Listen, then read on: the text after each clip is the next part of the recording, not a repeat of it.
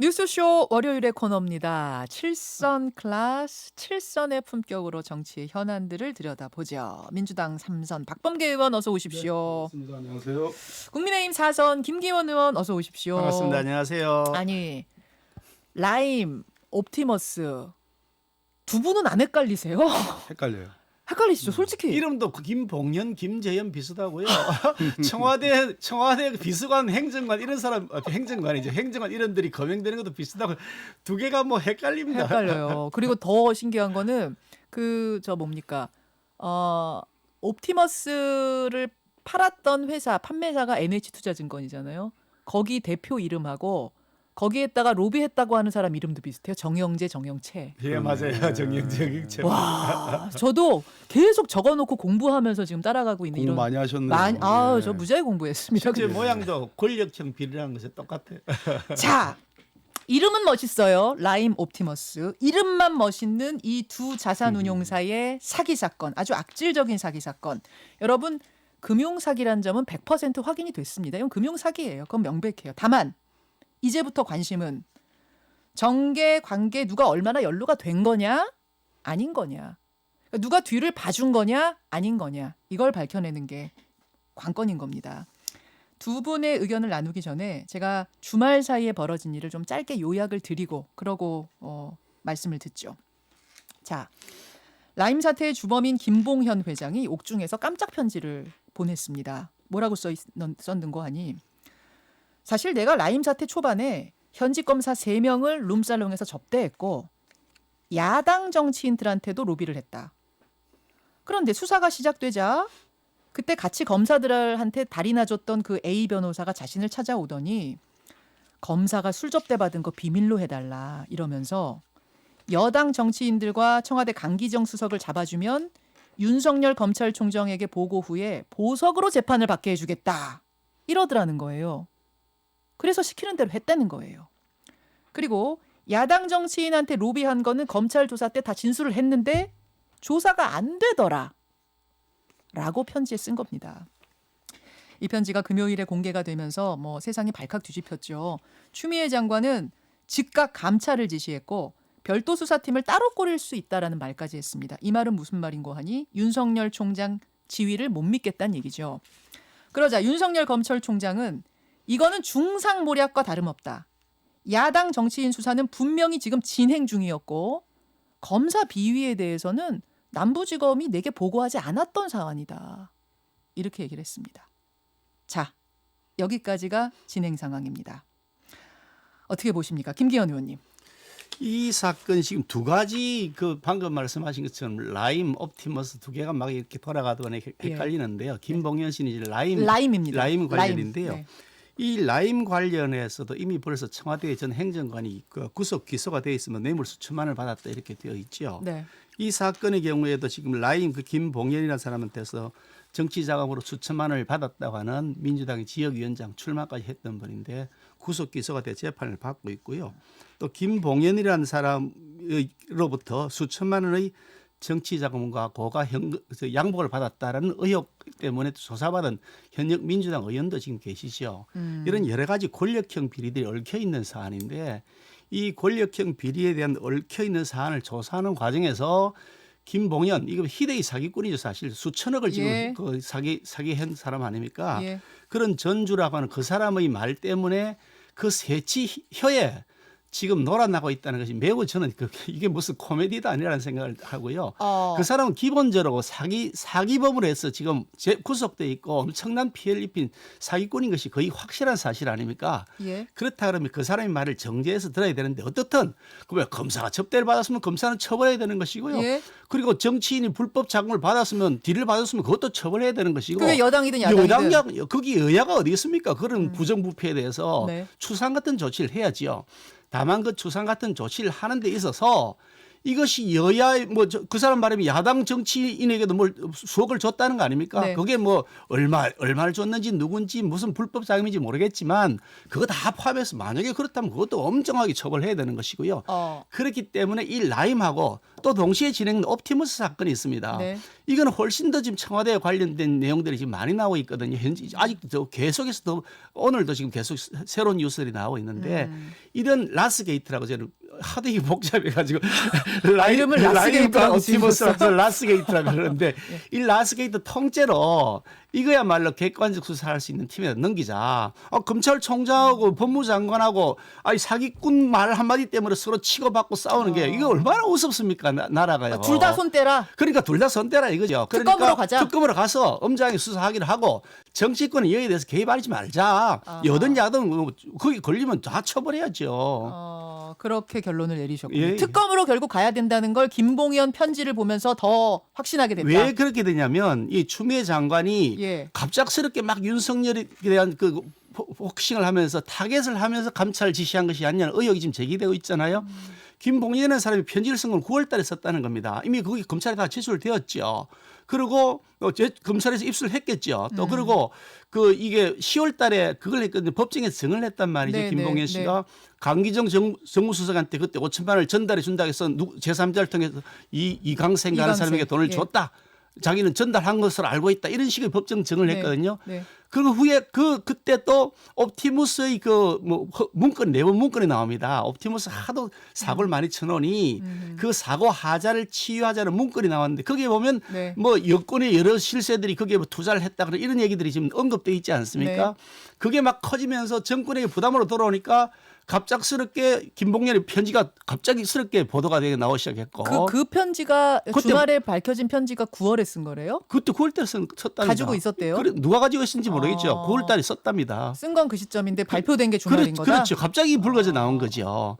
그러면서 그때부터 갑자기 뭐 그냥 하루아침에 그냥 그날 발표된 날 그날 밤에 밤 8시인가에 예. 추미애 장관이 엄정 수사를 한다 그러다가 예. 또 이틀인가 후에 예. 감찰하라고 막 그런 다음에 감찰한다고 막 한 다음에 지금 발표한 것이 그 윤석열을 그 타겟을 한 같은 보이는 그런 메시지를 발표한단 말이죠. 그리고 윤석열 총장은 이 중상모략이다. 전혀 나는 거기에 대해서 책임이 없다. 수사는 엄정하게 하라 그랬고 보고 못 받은 건 못 받은 것이다. 내가 왜 책임지느냐라고 한 것인데 이게 사기꾼이라는 사람이 한마디에 지금 이렇게 놀아나고 있으니 그러니까 이게 정권이 좀 이 여권에게 불리한 이슈가 나오겠다 싶으니까 덮은 것이 아니냐라고는 의심을 할 수밖에 없는 거죠. 그래서 특검으로 가야 된다. 저희들은 그렇게 말씀드리는 거죠. 박범계 의원님. 한 10분 하셨죠 지금? 3분에서 5분은 적어도 했는 것 같아요. 말씀하세요. 예, 시청자 여러분, 청취자 여러분들 좀 천천히 오늘 제가 국감을 서울중앙지검 남부지검을 해야 되기 때문에 네. 조금 가려가면서 좀 차분하게 말씀을 드릴까 합니다.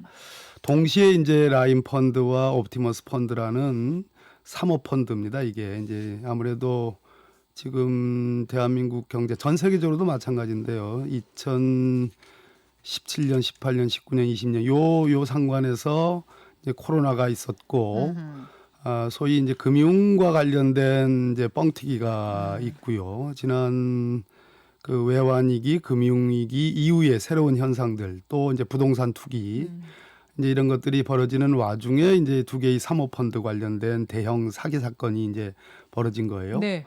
그럼 라임 펀드는 뭐냐? 라임 펀드는 라임 자산운용이라는 네.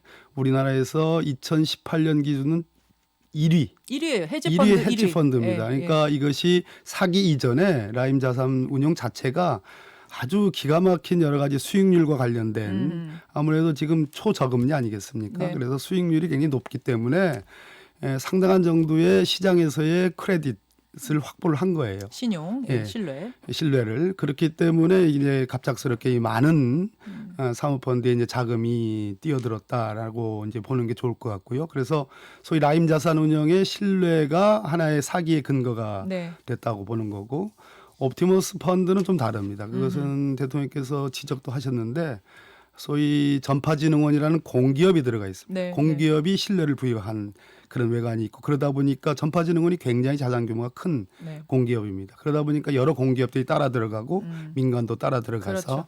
크게 커지고 네. 그래서 이제 사기가 가능했던 그런 본질적인 차이들이 있습니다. 네. 하나는 라인펀드는 지금 남부지검에서 이제 수사를 했고요. 작년 말에 금감원 조사가 시작이 돼가지고 올 2월달에 이제 전모가 이제 발표가 되면서 네. 전격적인 남부지검의 수사가 됐고 사실 사기 사건으로서는 할 만큼 다 했습니다. 그러니까 무슨 얘기냐면 송사면 지검장이 이제 올 8월 인사로 옷을 벗었어요. 앞으로 이제 무궁무진하게 해야 될 얘기들인데 남부지검장. 그 전에 뭐 대신증권, KB증권, 우리은행, 신한 등등이 다 압수수색이 됐고 네. 그 판매사입니다. 라인펀드의 네. 판매사들과 관련해서 신한과 대신은 다 구속이 됐어요. 당연히 주범인 김봉현 그리고 기획자인 이종필 전 부사장 그리고 또 이강세라고 하는 이제 지방방송국 사장 네. 다 구속이 됐습니다. 네네. 그다음에 옵티머스 건은 지금 이제 물론 이 라인 건에서도 청와대 금감원 출신의 청와대 행정관 구속이 됐습니다. 네.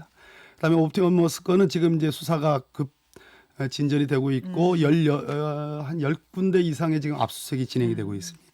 NH증권이 지금 판매사로 예, 보여지고 아까 제가 말씀드렸듯이 전파진흥원의 신뢰 부여가 가장 큰 원인이었다는 말씀을 드리고 네. 거기도 이제 구속이 돼가고 있고 청와대 행정관이 이제 곧 이제 국회에도 증인으로 나올 거고 자 그런 상황인데 먼저 라인펀드에 관해서 말씀드리면 김봉현이 사기꾼이니까 그 말을 못 믿는다. 편지요. 예. 예, 옥중 편지 못 믿는다. 편지에 적은 거.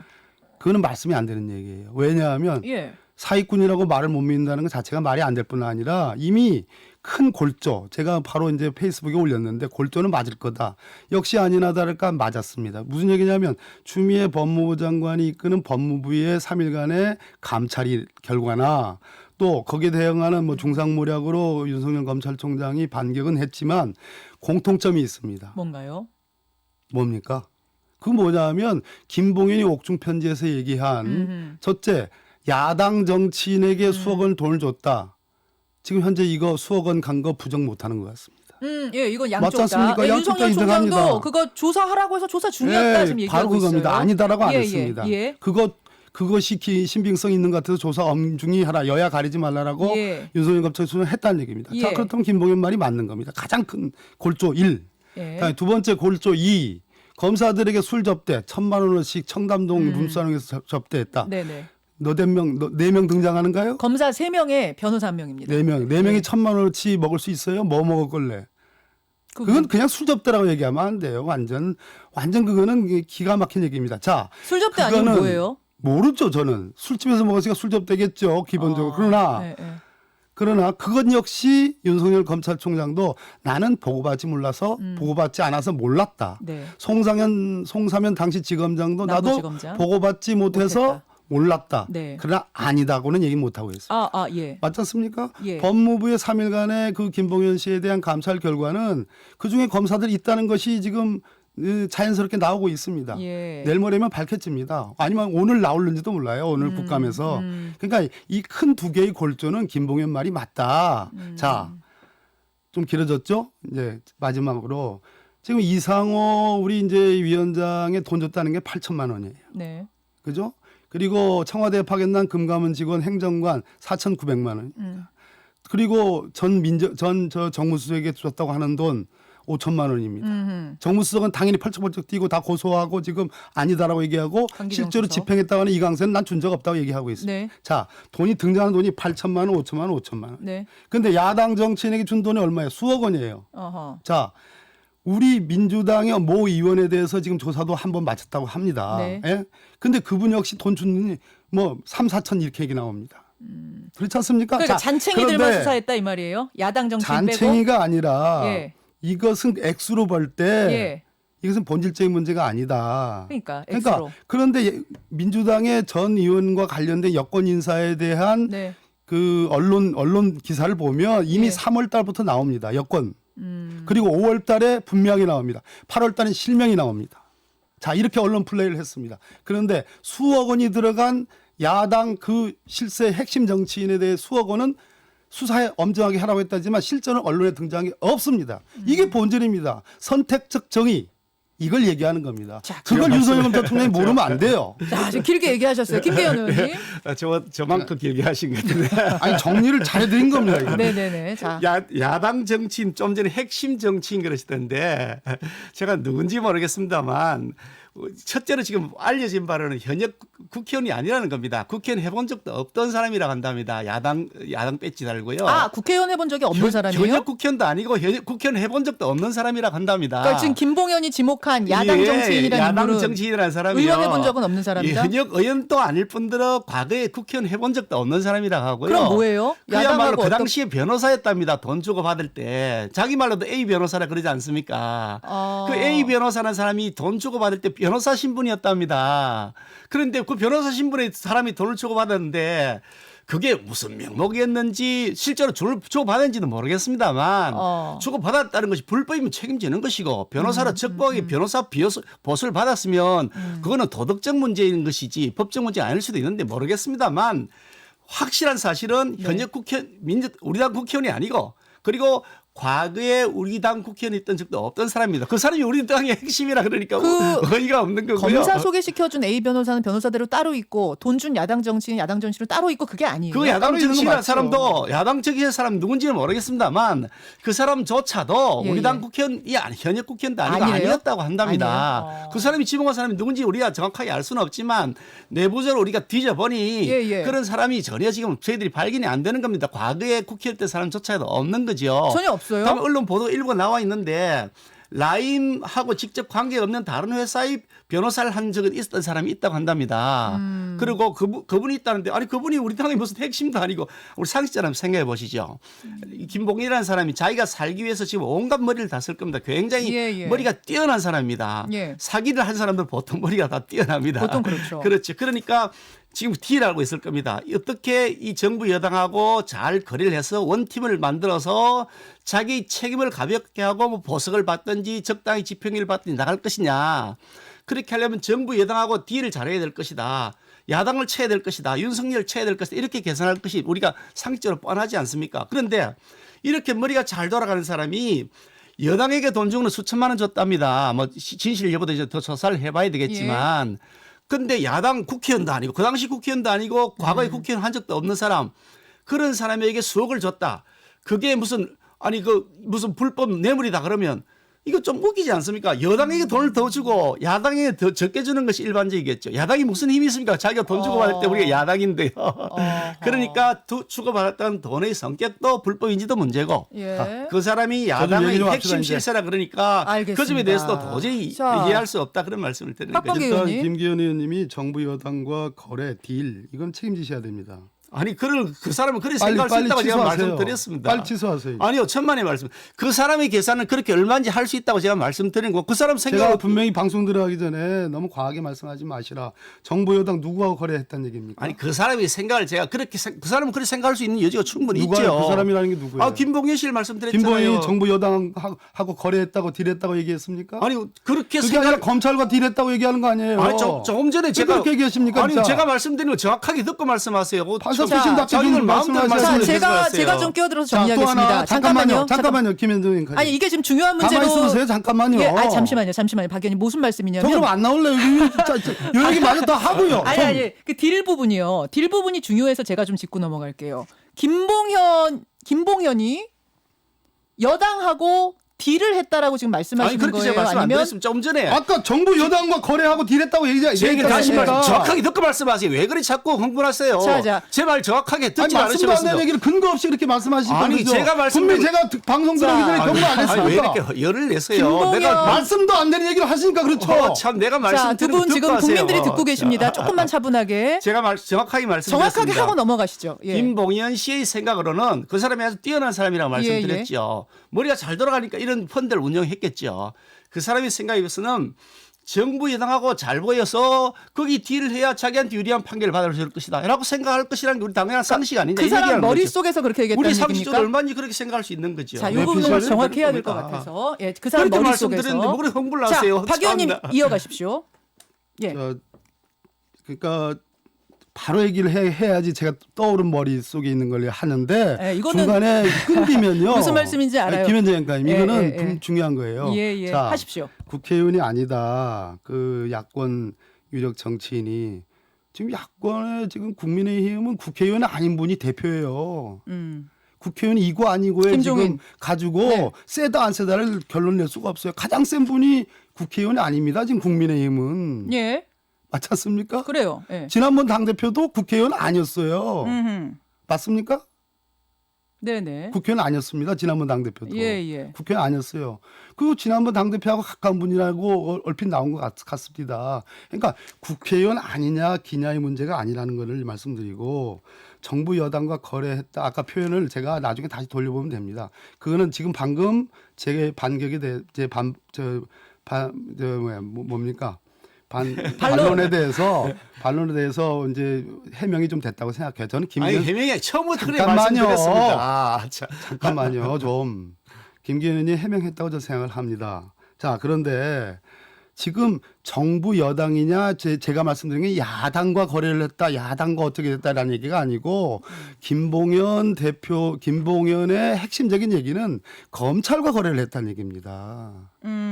지금 김기현 의원님이 오독을 하신 거예요. 제 얘기를. 야당과 어쩌고저쩌고 했다니까 야당이 무슨 힘이 있습니까? 이런 얘기 했잖아요. 예, 그 예. 얘기가 아니고 검찰이 힘이 있고 검찰과 거래를 했다라고 주장하는 게 김봉현의 얘기입니다. 그러면서 검찰 출신의 야권의 유력 정치인에게 수억, 아까 제가 5천만 원 무슨 8천만 원 얘기했죠? 예. 3천만 원 얘기했죠? 이건 수억 단위다. 그리고 하루 술값이 1,000만 원이다. 검사를 대접하는데 예. 검사들과 관련된 내용들을 부인 못한다.